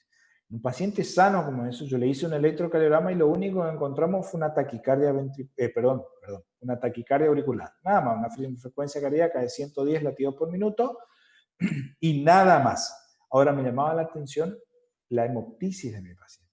¿Estamos? Entonces yo le empecé a preguntar a mi paciente si cómo fue, si no le dolía el pecho, el tipo pleurítico, pues yo sospechaba un TEP, pues qué otra causa puede ser un paciente sano como ese, coronario no era ese dolor. Y el paciente se negaba y hasta incluso se enojó conmigo, me dice, ¿cómo puede ser que yo tenga algo en los pulmones, yo soy re deportista, bueno, lo que fue. Le pedimos la tomografía. Y miren, este es el informe de la tomografía. ¿Ah? Fíjense, 66 años el paciente, y esto se hizo ahora el 22 de mayo, la tomografía me trajo hace poquitito. ¿Está? Muy bien. Fíjense acá. ¿Está? Pequeños defectos relleno del contraste de ubicación periférica a nivel de la rama subsegmentaria del lóbulo inferior derecho relacionado con TEP. El paciente está haciendo micro-TEP. Obviamente, es orgásmico esto, chicos. Yo no le puedo explicar lo que cuando vos le pegás un diagnóstico loco así, algo que se te ocurre y le pegás, es fantástico. Obviamente tenemos que empezar a buscar dónde está esas embolias, dónde está el trombo. Yo le mandé igual con la neumonóloga para que evalúes esto. El paciente estaba relativamente estable, ya le empecé el tratamiento anticoagulante, se fue con la neumonóloga y allá haciéndole todos los Doppler, se encontró que tenía una trombosis venosa profunda del miembro inferior izquierdo. ¿Estamos? Muy bien. Le vuelvo a repetir, esto fue no le puedo explicar el placer que es cuando uno le pega este tipo de diagnóstico. Así. Vamos, obviamente obvié el nombre del mal paciente para cubrir la identidad. Muy bien, entonces, ¿con qué yo confirmo el diagnóstico? ¿Está? Con la EGOTAC, cuando da. Cuando tengo en la ecografía la trombosis venosa profunda, obviamente en el centelograma de ventilación por perfusión o la gamografía, que era la prueba que yo le decía que antes era el gold estándar. Cuando yo excluyo, cuando yo digo el paciente no tiene, ya cuando el ataque helicoidal con contraste es negativa, cuando el ataque y la eco proximal no son concluyentes, ¿tá? O son negativas, ¿tá? Cuando la ecografía venosa de los miembros inferiores da negativo o el dímero D es negativo. Acá prácticamente yo excluyo la presencia de TEP. ¿Estamos? Y esto es una pequeña clasificación. Generalmente el TEP submasivo masivo me está hablando del territorio, o sea, la cantidad de pulmón que está comprometido. Por suerte, gracias a Dios, más de la mitad de los trombos, de las tromboembolias pulmonar son no masivos. O sea, es de un territorio relativamente pequeño que, o por lo menos, no sé si pequeño es la palabra correcta, pero es un territorio que el paciente tolera clínicamente. ¿Estamos? El masivo son el menos del 20%. Ese caso de imágenes que yo le mostré recién era un TEP masivo, tromboembolia bilateral. Eso es gravísimo. Cuando yo digo que el TEP es masivo, cuando el paciente, además de presentar toda la clínica que estaba teniendo, tos, hemoptisis, dolor pruritítico que aumenta la expiración o con la tos, disnea súbita, el paciente puede presentar signos de shock, shock cardiogénico, hipotensión arterial, cianosis periférica, trastornos del sensorio. ¿Estamos? Muy bien. Estos son algoritmos que vamos a pasar de alto. Si usted mira... Sí. ¿Se habla de masivo cuando ocluye la arteria principal, digamos, o puede ser claro. varios microtrombos? Y ahí pueden ser, obviamente, puede ser porque el trombo era muy grande, perdón, el émbola era muy grande y obstruye una arteria de importante calibre, o que sean muchos los trombos microtrombos que van hacia la periferia del pulmón, pero que en el territorio en total sea de gran cantidad. ¿Se entiende? Es clínico, entonces. Exactamente, por eso te digo, es clínico. Más allá de los síntomas habituales, presente signos de shock, digamos, hipotensión, oligoanuria, trastorno del sensorio, palidez, cianosis, etc. ¿Estamos? Muy bien. Fíjense acá. Si el paciente, de acá está justo lo que yo te decía, pero si el paciente se presenta signos de shock o hipotensión, ¿tá? Que acá es donde por ahí es más difícil llegar al diagnóstico, porque si el paciente viene en shock con trastornos del sensorio y el paciente no puede hablar, y te caen en la guardia con el paciente así, y ahí por ahí no podemos hacer un correcto interrogatorio en el paciente. ¿Estamos? Pero si logramos tener una sospecha, digamos, obviamente el riesgo a la muerte es altísimo. ¿Qué se hace en esos casos, chicos? Muy bien. Heparina, o sea, esto se anticoagula, o si tengo disponible, se hace la embolectomía, eso se hace por catéter, digamos, se coloca un catéter, se trata de extraer el émbolo, o trombolisis con fibrinolítica, streptoquinasa, por ejemplo. ¿Estamos? Fíjense después, todos los otros, los riesgos intermedios, o sea, que no sean masivos, o submasivos, los no masivos, el tratamiento es anticoagular a mi paciente. Se anticoagula, ese es el tratamiento. ¿Tá? El anticoagulante de elección, la heparina de bajo peso molecular. ¿Estamos? Fíjense acá, o la heparina no fraccionada. Si esto se hace un bolo de 80 unidades por kilo, esto se calcula, ¿estamos? Y posteriormente queda con una infasión de heparina a una dosis de 18 unidades por kilo por hora. Yo eso pongo en un suero, el paciente obviamente queda internado con monitoreo cardíaco permanente y empiezo a infundir el suero. ¿Qué yo controlo con esto? Tengo que controlar cada 4 horas el KPTT. Hay algo que se llama normograma. El normograma es una tabla con distintos valores de KPTT y las distintas infusiones que tiene que tener de heparina mi paciente. Siempre en base al cálculo por el peso de mi paciente. ¿Estamos?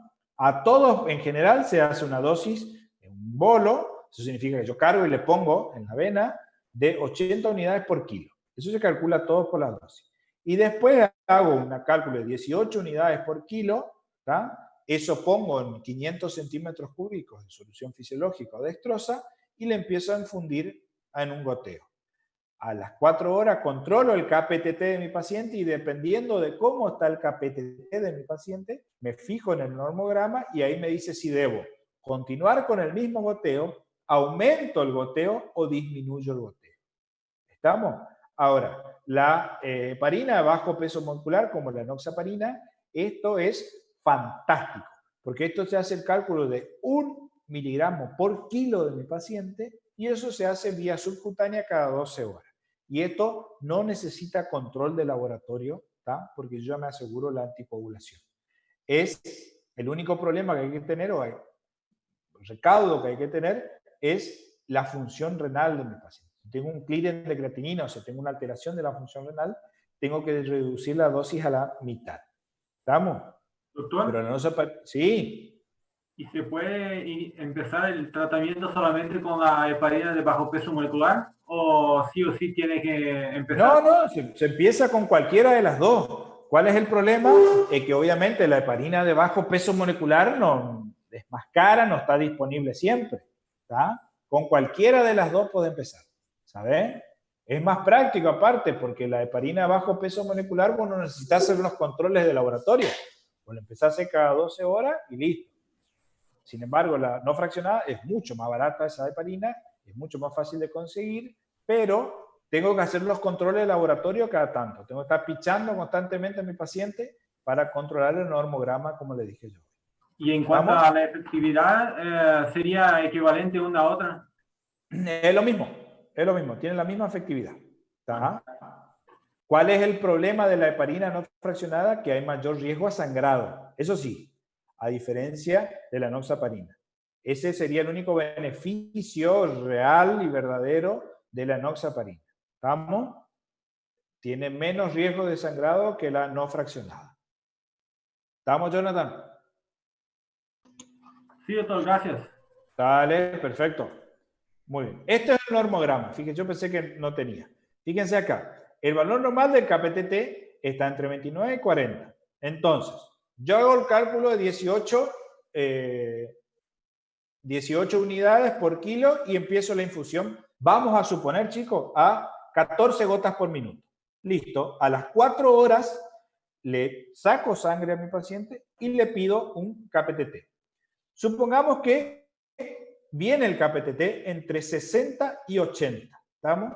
En ese caso, tengo que mantener así como está el goteo. ¿Estamos? Supongamos que el KPTT me venga de más de 100. ¿Qué hago? Tengo que suspender el goteo, ¿tá? 1 hora, y a la hora cuando reinicio el goteo, tengo que bajar 3 gotas de infusión de lo que yo estaba. O sea que si yo estaba a 21 gotas por minuto, tengo que empezar a menos de 18 gotas por minuto. Y ahí se hace el control a las 6 horas.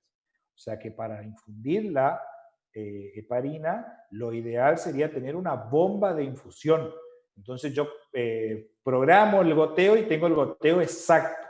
Imagínense hacer estos controles por ahí en estos hospitales como en el que yo trabajo, no tengo bomba de infusión y tiene que ser a ojo. Ahí el trabajo de enfermería es fundamental. El paciente se levanta, por ahí sin querer se va al baño, se mueve, estira el goteo y abre y me hace un desastre. ¿Estamos? Supongamos yo le empiezo. A las 4 horas le pido un normograma, o sea, le pido un análisis de sangre y viene menos de 40. O sea, que el paciente no está en rango de anticoagulación todavía. ¿Qué hago? Le hago otro bolo de 60 unidades por kilo, no detengo el goteo e incluso aumento 3 gotas del goteo.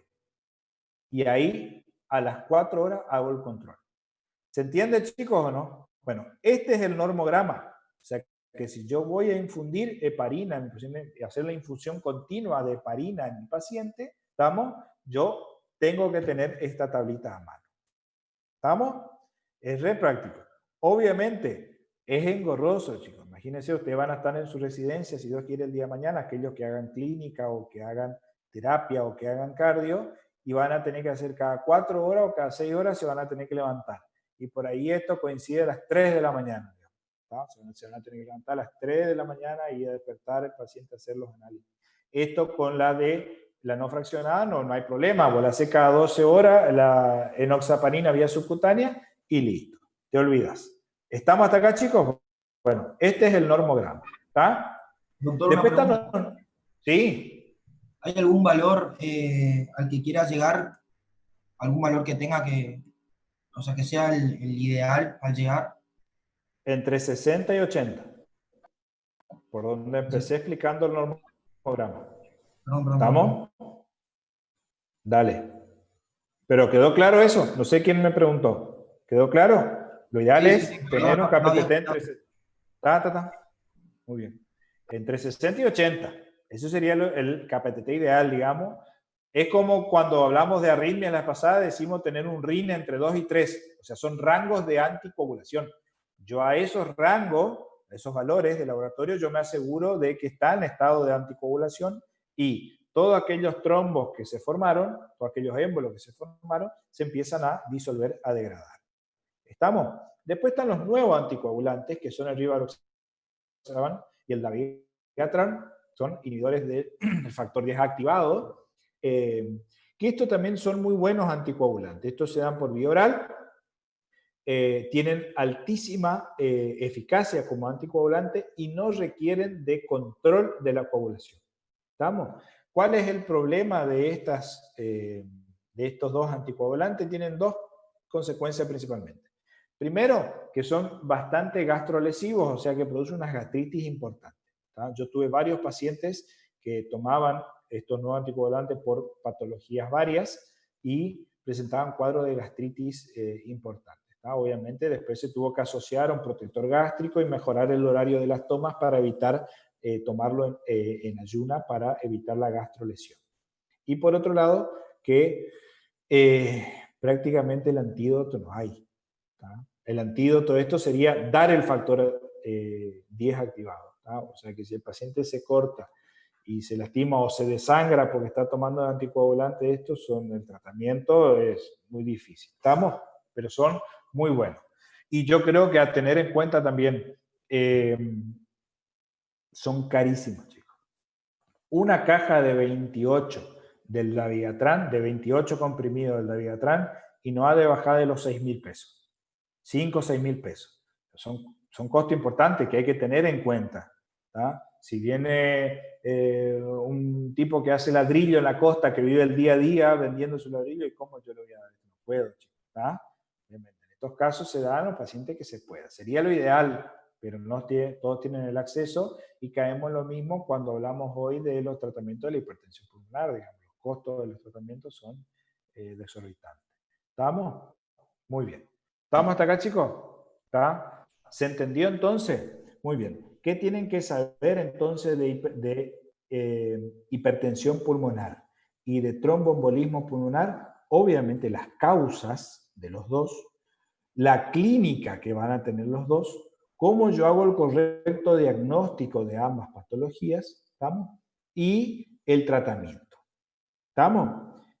Al doctor Miguel le gusta. El doctor Miguel es un tipo que sabe mucho de hipertensión pulmonar, le gusta hipertensión pulmonar, así que generalmente él pregunta hipertensión pulmonar.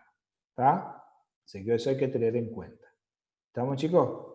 Y bueno, después obviamente yo le paso los power, o si alguien grabó la clase, lo sube. Estoy a las órdenes para ustedes. Yo ya le paso ahora las imágenes de la tomografía de este paciente que yo le conté recién, si bien no es de los temas que estamos viendo, pero para que ustedes vean, es un caso muy, muy interesante. ¿Estamos, chicos? Espero les haya gustado, espero les haya servido, y estoy a las órdenes como siempre. ¿Estamos, chicos? Doctor, Sí. un ratito nada más, a modo de casito clínico. Yo en el mes de febrero, yo tengo 34 años, en el mes de febrero volví de un viaje de varias horas y comencé con dolor pleurítico. El único síntoma que tenía era ese, dolor en puntada de costado, intensidad 8 en 10.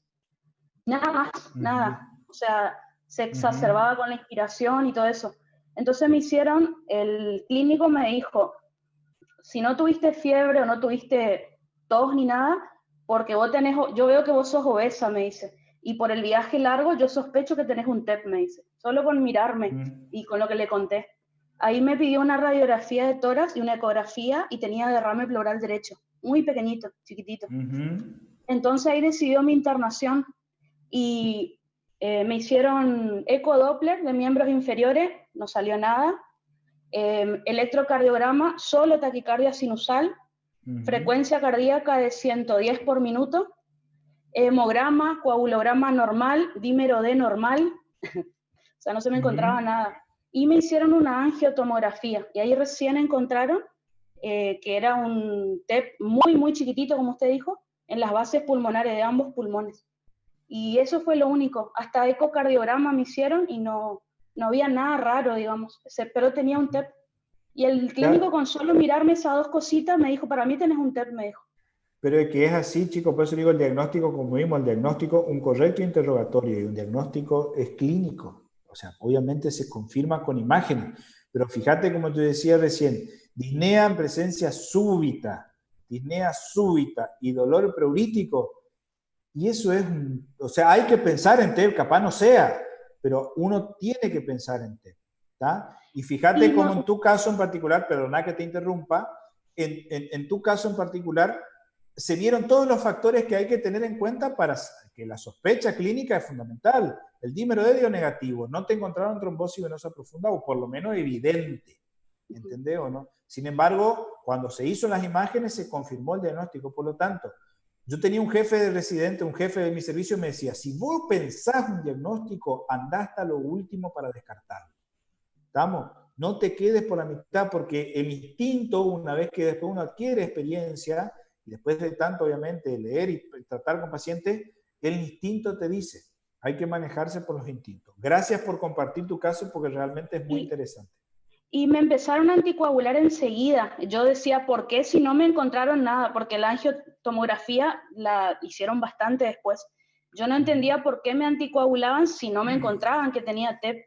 Y me dijeron, no, ante sospecha, me empezaron a anticoagular con enoxaparina, hasta que encontraron el... Y ahora me están haciendo estudio porque no tengo lupus, no tengo síndrome antifosfolipídico. Me dio antitrombina negativa, homocisteína negativa. Están viendo si es proteína C, S o factor Leiden.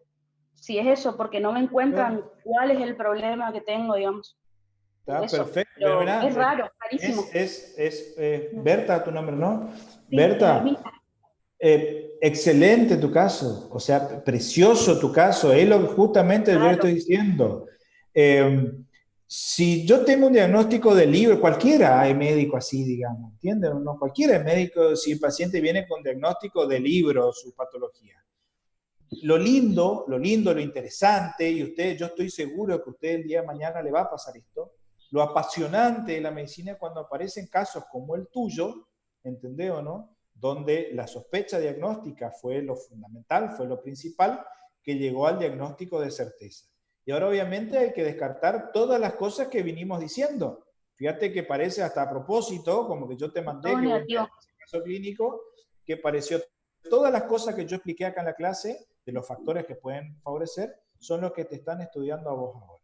¿Sabes? Gracias a Dios, obviamente, esto tenés que tener un correcto seguimiento, no te quedes, ¿sabes? No, estoy anticoagulada con acenocumarol.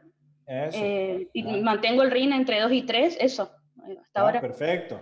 Obviamente, sos joven, pero por el momento, viste la parte de quedarte embarazada y todo eso, tenés que descartar, digamos. ¿Ah? Y bajar de peso y eso.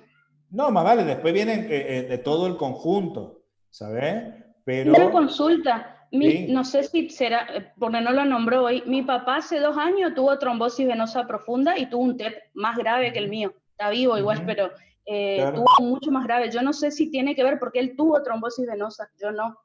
O creo que no, supongo, no sé. No, obviamente, el que por eso te digo, entonces ahí habría que buscar que no haya uno de los factores en la sangre, los factores de alteración de la coagulación, ¿viste? Alteración de la proteína C, alteración de la proteína S, el factor de Leiden. No sé, viste, hay que buscar. Digo, ojo, hablo porque estamos discutiendo, pero seguramente también te habrán hecho serología para BRL, HIV, o sea, descartar todo eso. Lo habitual, digamos. Claro, porque hay que buscarlo. Más raro ahora. hay que buscar lo más raro, capaz tener un microtrombo, no sé, en el dedo gordo del pie y de ahí vino el TEP, digamos, ¿viste? O sea que es un caso muy interesante y no puedo estar más agradecido y contento de que haya compartido este caso para que todos los alumnos, todos tus compañeros y tus colegas vean que es frecuente. Estamos hablando de la tercera causa de patología cardiovascular en frecuencia. Es muy frecuente, ¿sabes? Te agradezco mucho, Herminia, por compartir con nosotros el caso, ¿sabes?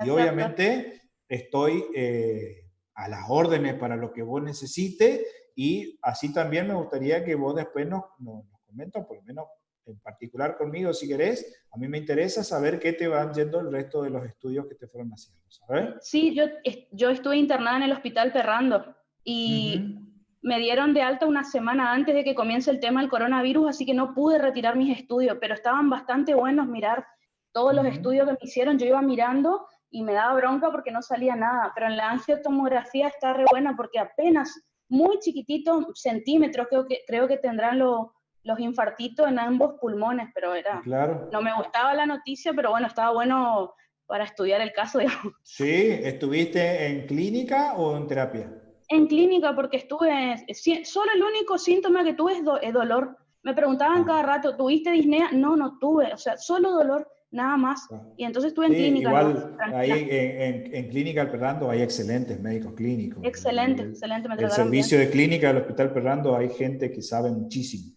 Está el doctor Coleman, está, bueno, ahora no me acuerdo el nombre de todo, pero están hay como 2 o 3 doctoras, son unos genios. ¿Está? Muy bueno.